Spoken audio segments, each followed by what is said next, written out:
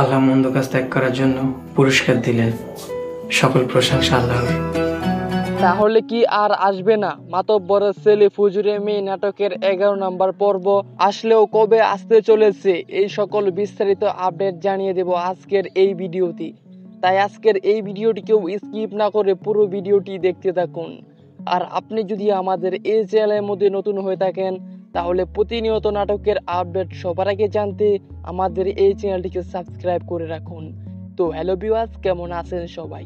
আশা করি সকলেই অনেক ভালো আছেন। তো ভিউয়ার্স, ইতিমধ্যে কিন্তু আপনাদের বহুদিন অপেক্ষা করার পর কিন্তু অবশেষে মাতব্বরের ছেলে ফুজুরে মেয়ে নাটকের 10 নম্বর পর্বটি আপলোড করে দেওয়া হয়েছে।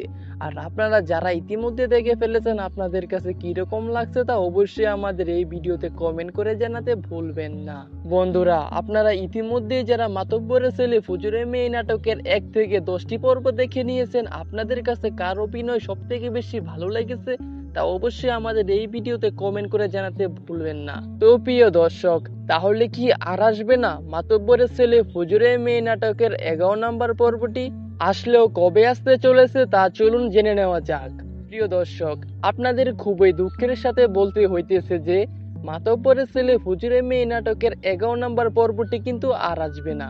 মাতব্বরের ছেলে ফুজুরে মেয়ে নাটকের 10 নম্বর পর্বটির মাধ্যমে কিন্তু সমাপ্তি ঘোষণা করে দেওয়া হয়েছে। তো ভিউয়ার্স, মাতব্বরের ছেলে ফুজুরে মেয়ে নাটকের 1 থেকে 10টি পর্ব আপনাদের কাছে কিরকম লাগছে তা অবশ্যই আমাদের এই ভিডিওতে কমেন্ট করে জানাতে ভুলবেন না।